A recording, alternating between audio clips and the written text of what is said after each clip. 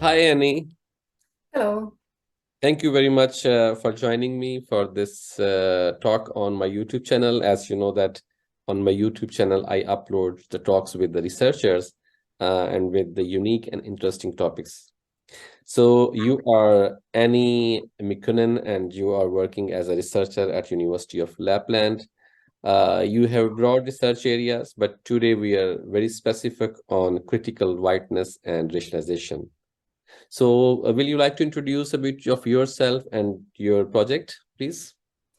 Thank you very much for inviting me here. It's very much my pleasure to discuss with you as I've watched your videos and they are very, very interesting and fascinating as well. So I'm Enni Mikkonen, as you said, and I've studied many different projects, but at this project that we're talking today, it's like part of my postdoctoral research that I've been doing last couple of years.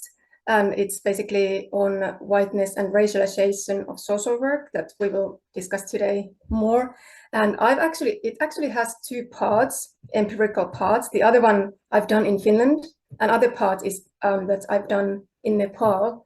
But today we will focus on the Finnish context because this is we met with in the Nordic or Finnish social work conference. So I think that's something that it's good to look at separately these two different contexts, even though there are a lot of similarities, of course, when we think about whiteness, racialization, the structures on societal level, but also global level, that they are somehow stemming from the same similar power structures wherever we are, whether we are in Finland or we are in Sweden or we are in Nepal.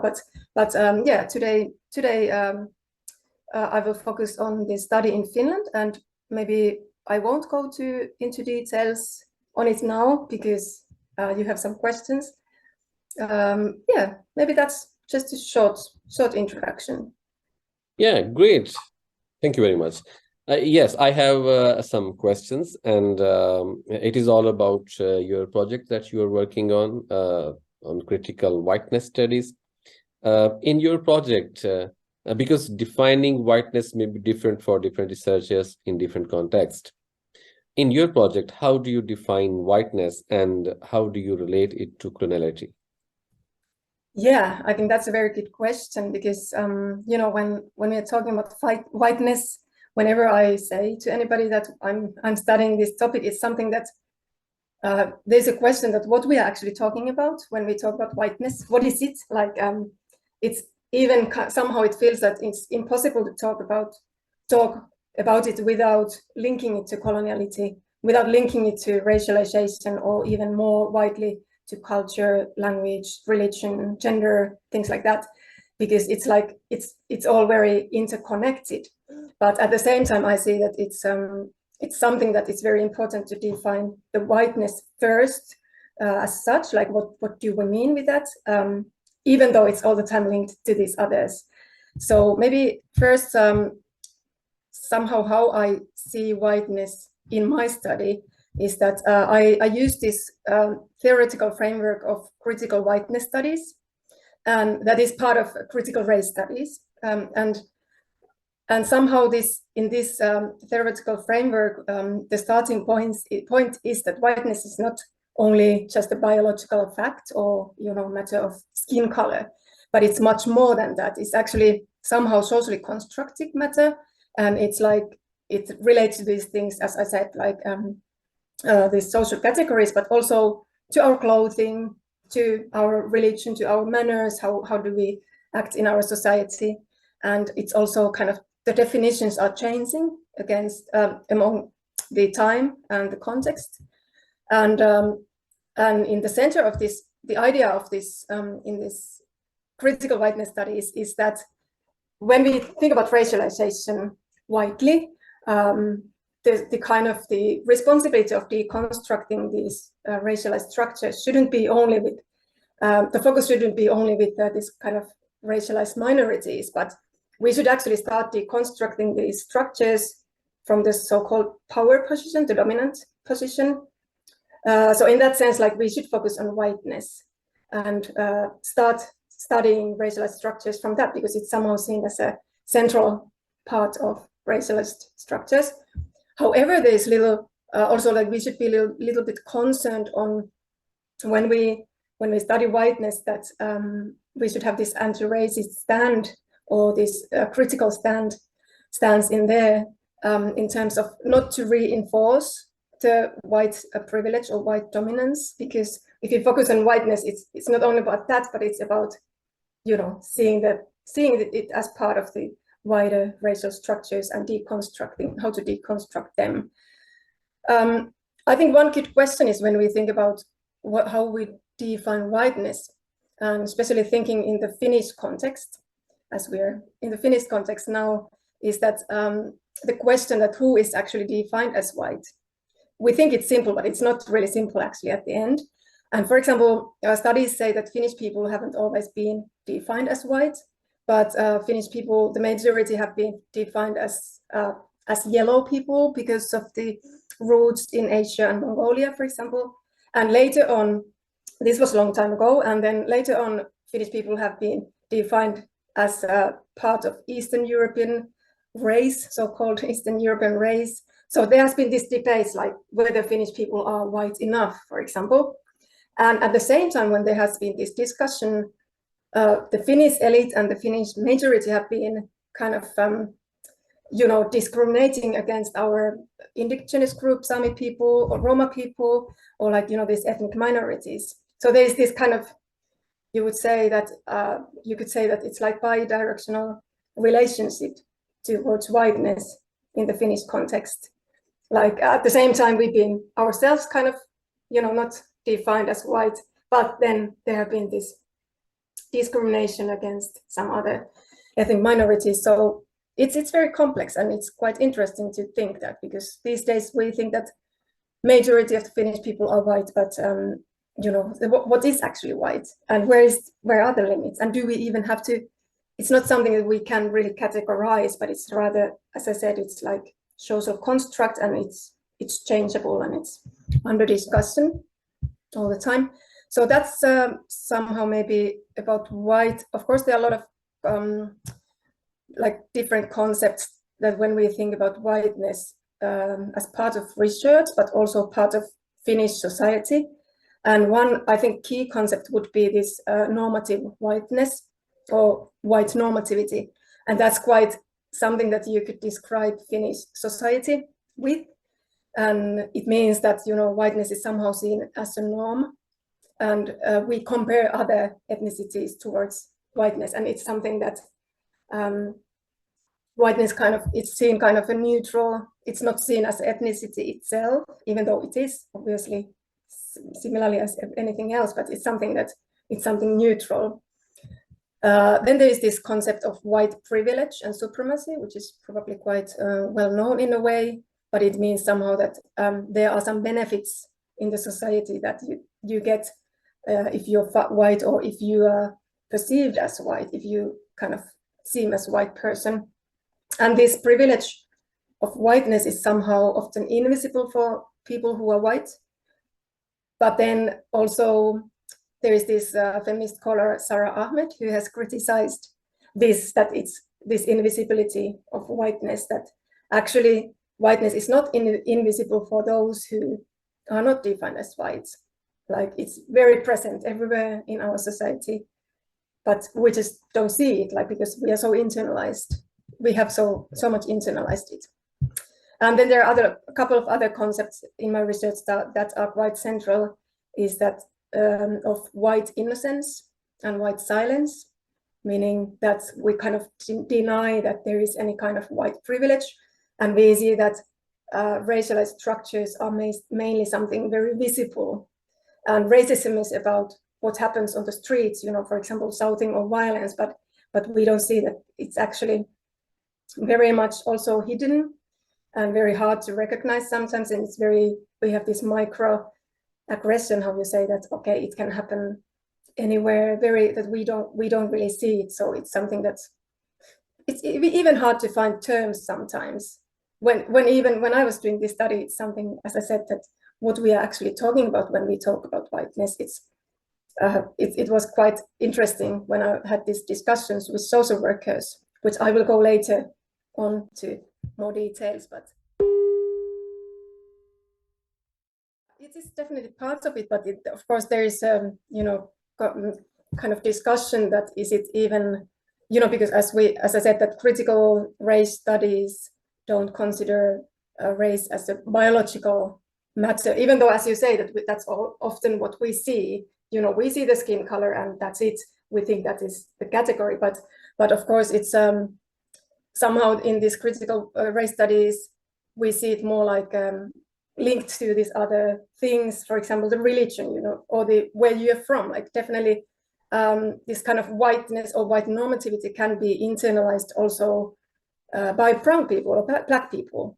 Like there's this term of like white minds of racialized people. So it's like also more the system, the power structures, that you might still be educated in certain way, you might be in certain religion, like, there's some hierarchies between different religions, for example, in the Finnish or Nordic context. And so it's, I see that it is, as you say, it's much more complex than just race as such, but it's more like a process, it's like something that we construct all the time, and what kind of representations they are, in the media, where we see, different people in which positions. So it is very complex, and it's Okay, if we say that white is usually known as, or it is recognized as an authority, or as something more privileged, or as something better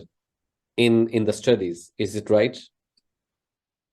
Well, that is something that's very much criticized, of course, but it is that this critical whiteness studies acknowledges that we have certain structures in which this, whiteness is somehow put in the higher position. And it's also, as you said at the beginning, it's very much linked to coloniality and our colonial histories, that when, of course, the kind of traditional colonialism, when certain Western countries occupied countries in this global South or Africa and South Asia, for example.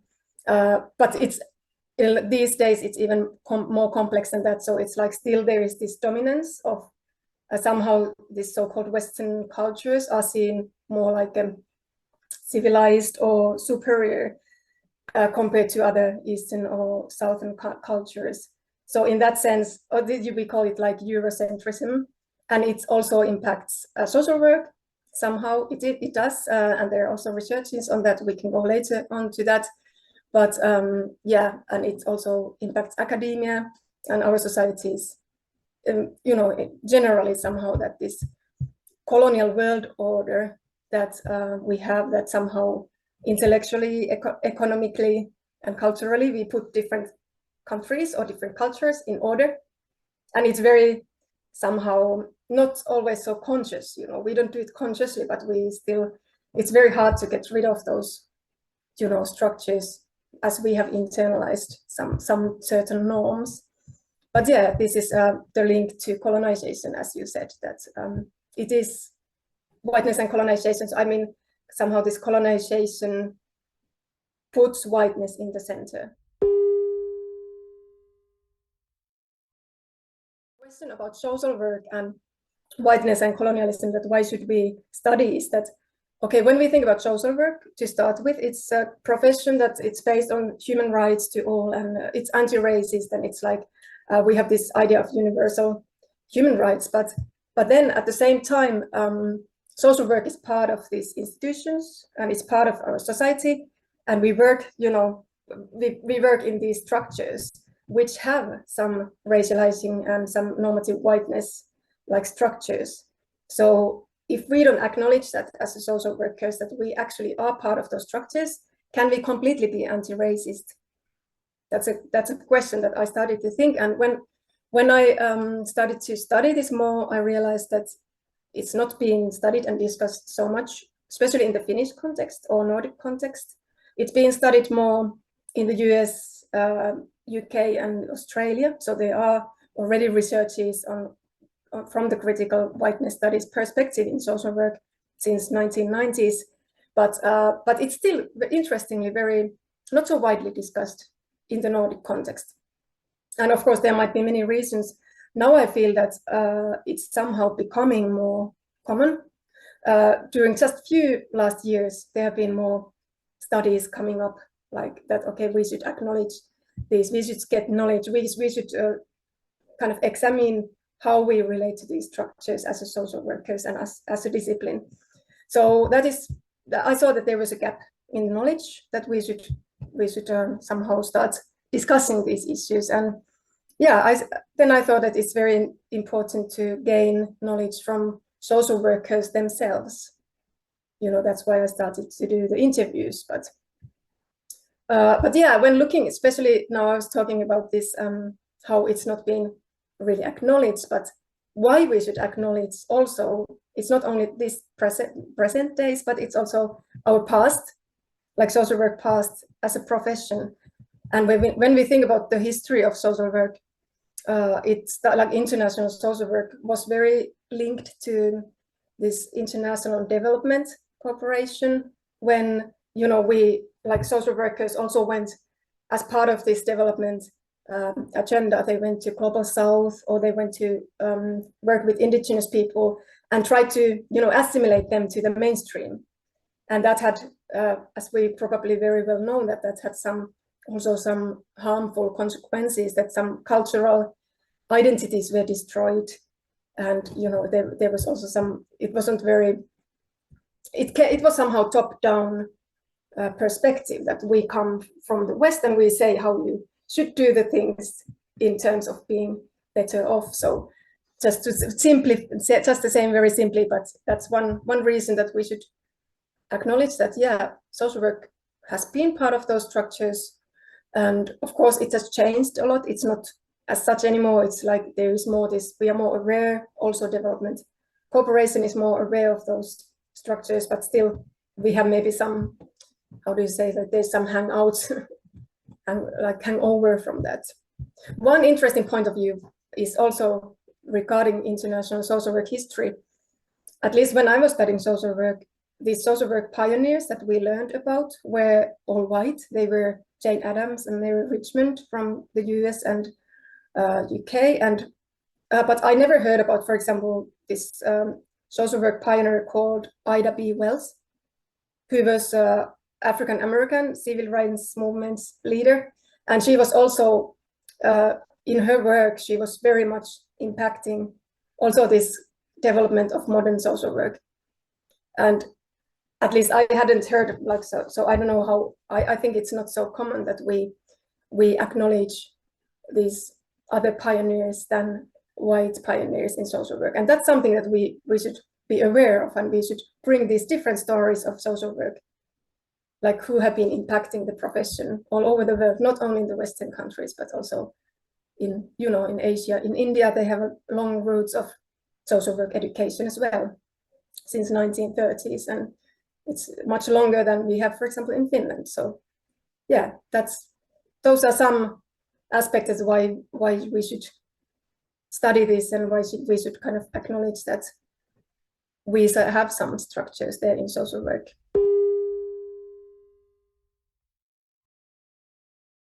Basically, my main findings were when I did this thematization of my interviews, that I found common themes and then I linked them together. And I saw like three main themes in my results, that how social workers relate to whiteness and racialist structures in their practice and in the kind of structures and organizations that they work in. So there was one theme or aspect was this savior orientation, and one was system-centered orientation, and one was solidarity orientation. So these were like three main kind of categories that could be found in social workers' orientations towards whiteness.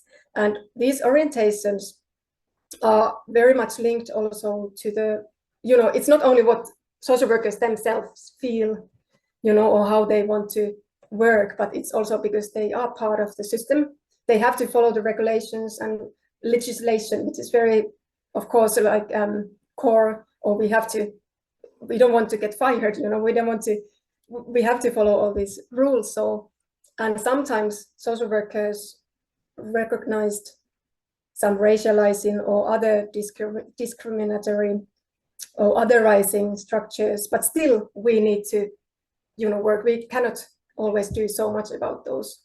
So these orientations are very much linked to the system where we work in. And also, yeah, I don't know, should I maybe explain a little bit more about these orientations, or? Yeah, in a way that how they experience system restrictions or system boundaries when they are trying to go unracialized or on the basis of equality. You can maybe explain a little bit.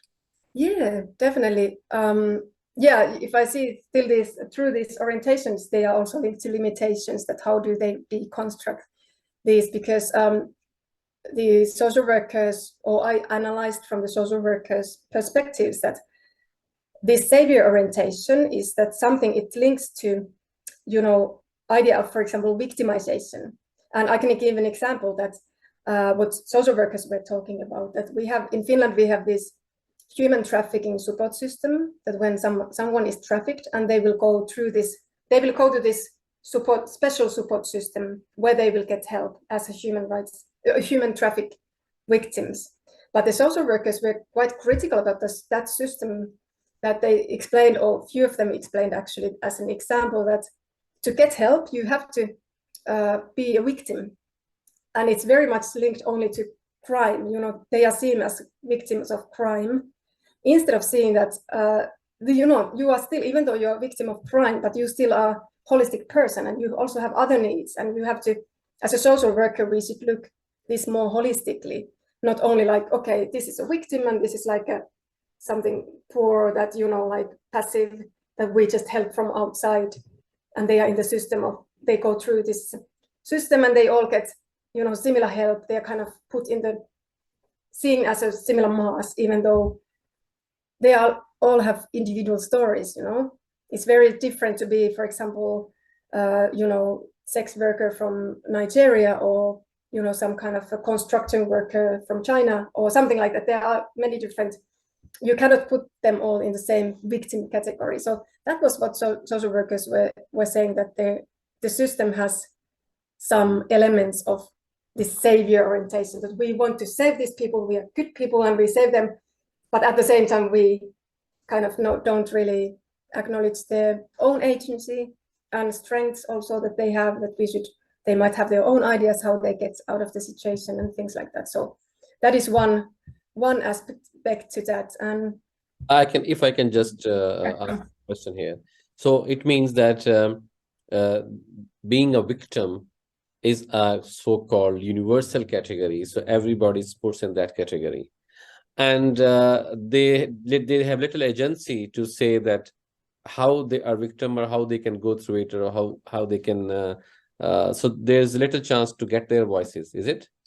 Yeah, that is what the social workers said, that it's in the system. It's happening, like because it is certain routines that they go through. They get certain, path, like a service, how we say, service path there when you're human trafficked victim. But of course, as they were critical about it, they said as a social workers, they try to, when they meet those people, they, of course, in that situation, it's not only that you have to go through the system as it is, but you can also, as a social worker, you can deconstruct that in that moment when you encounter people, and you can, see them as active participants.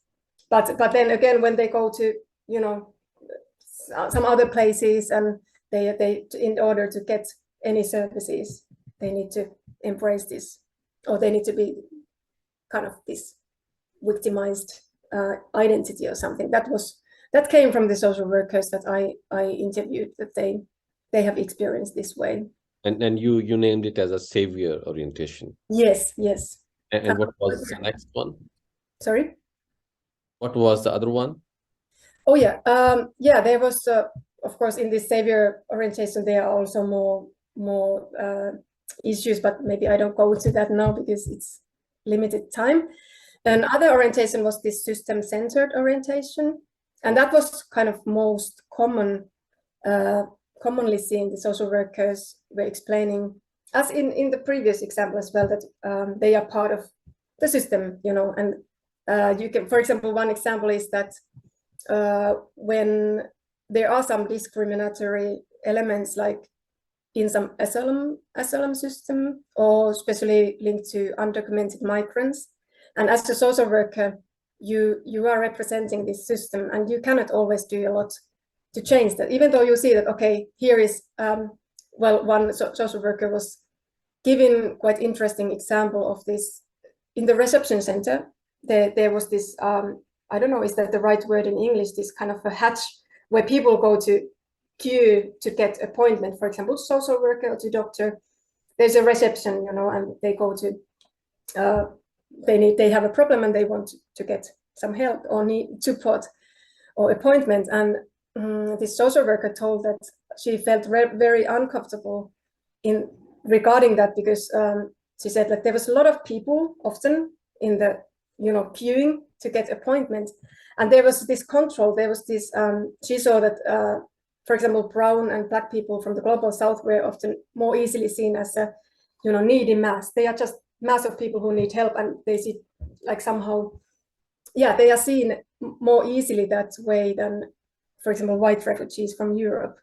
So they are more like individuals, and their kind of purposes are not suspected as much as the brown people. So she saw that we as a social workers somehow represent that system also. Like, to get appointment to her, the people should go through this control, this hatch, where they are like kind of suspected often that is your need really relevant or something like that. So that was one quite, yeah, even like quite striking example of that we work in the system that sometimes otherwise people, and see these people of color like kind of somehow like as others. So that is part of this system-centered orientation that social workers had, and yeah, they have to still work within those structures. You cannot change them, at least very easily. And then in a way, I mean, both the savior orientation and system-centered orientation, they are both system-centered in a way. Yes, that is true. But what was there like in the savior orientation? It's more like they said, social workers also said that it's more like doing on behalf of others, and they saw that also in their own motivation to start social work or to study social work was that they want to help people. They want to hold hands, and they want to, especially kind of, it was very idealistic idea. And then when they had been working, the years had gone, they had got more experience, this savior orientation has decreased, and they realized, okay, well, it's still always like we should start from the people's own perspectives rather than we help them from outside.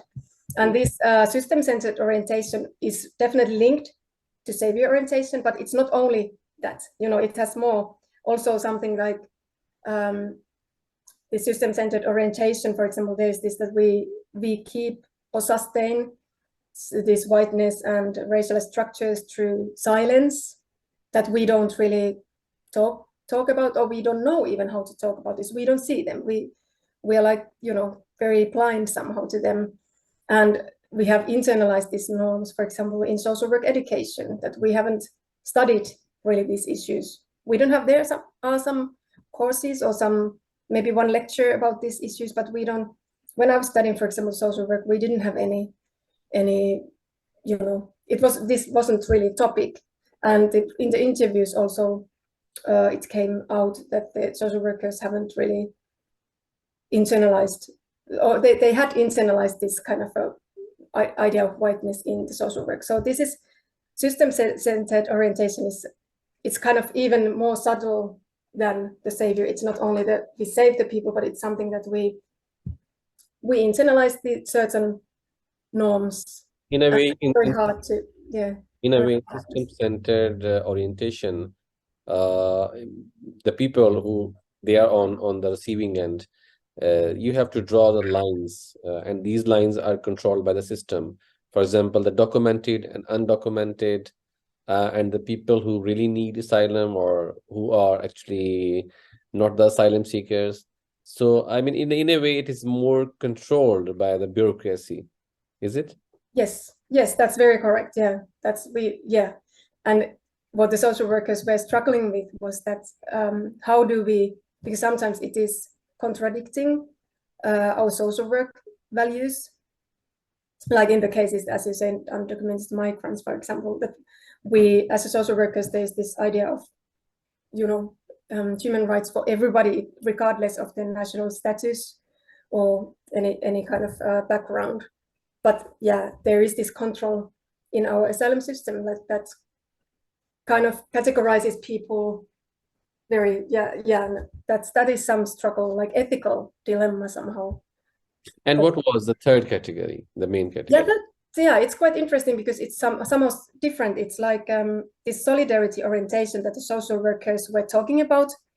Well, they were not using exactly that solidarity as such, but they were talking about how they wanted to deconstruct this.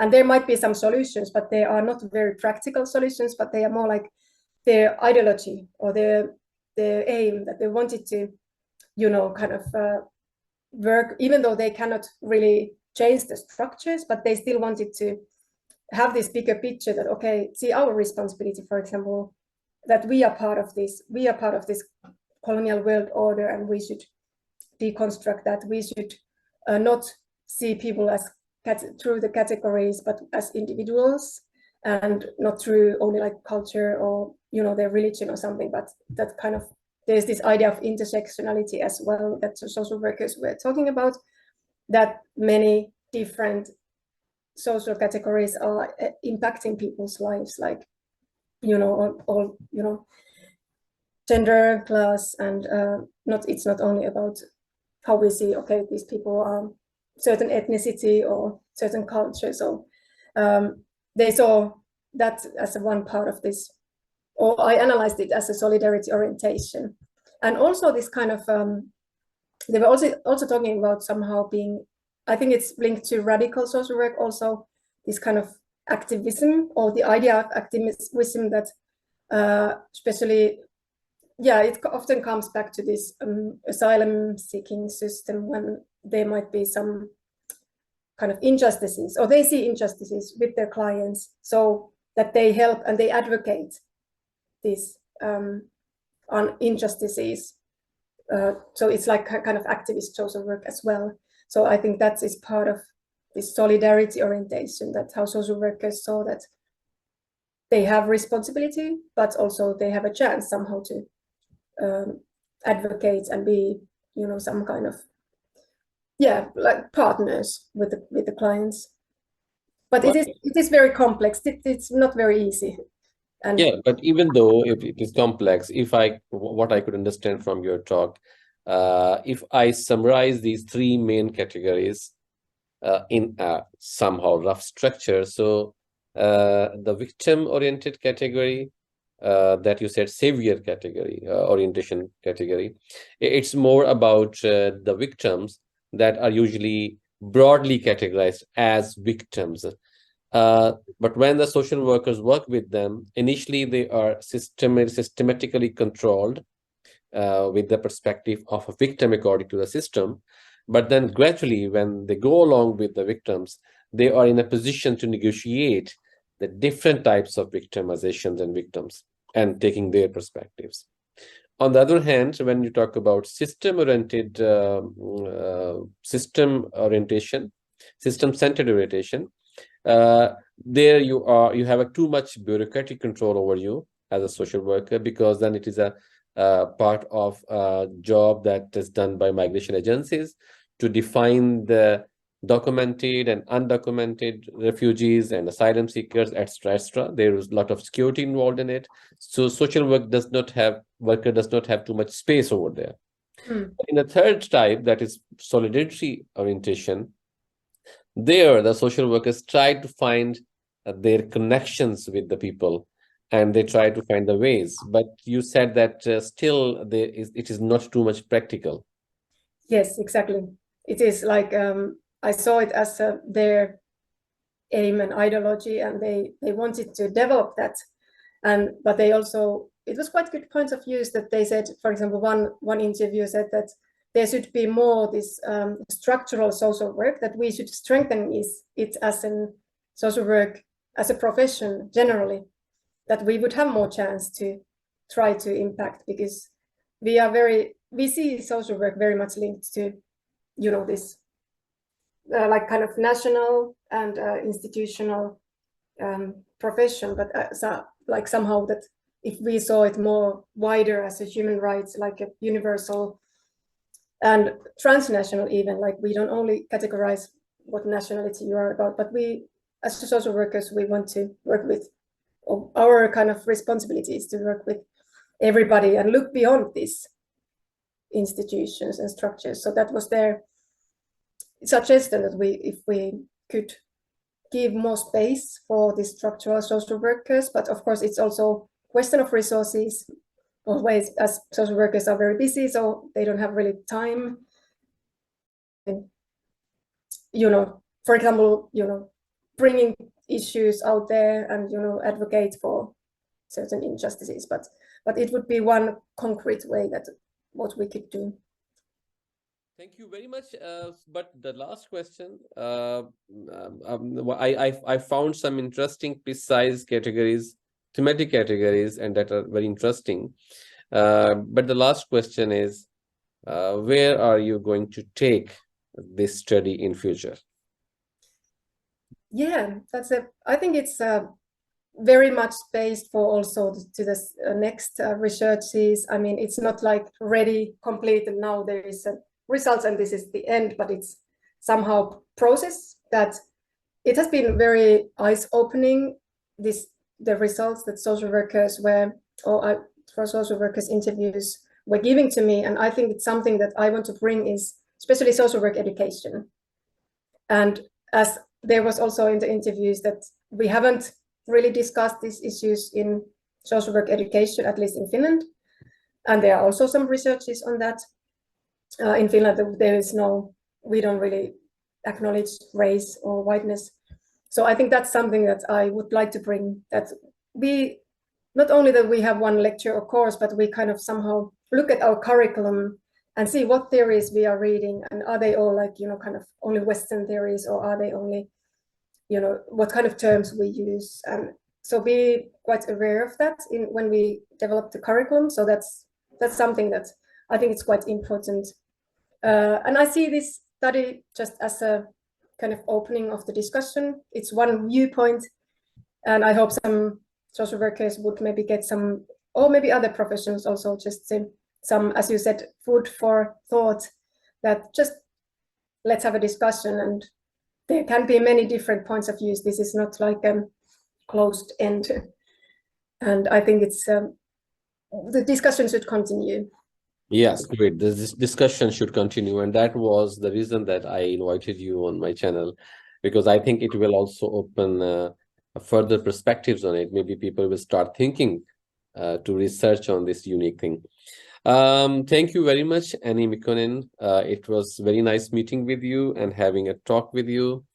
I hope to see you in future on my channel with some more interesting researches in this connection. Thank you very much. It's very, very interesting and interesting questions as well. Thank you. Thank you very much. Thank you.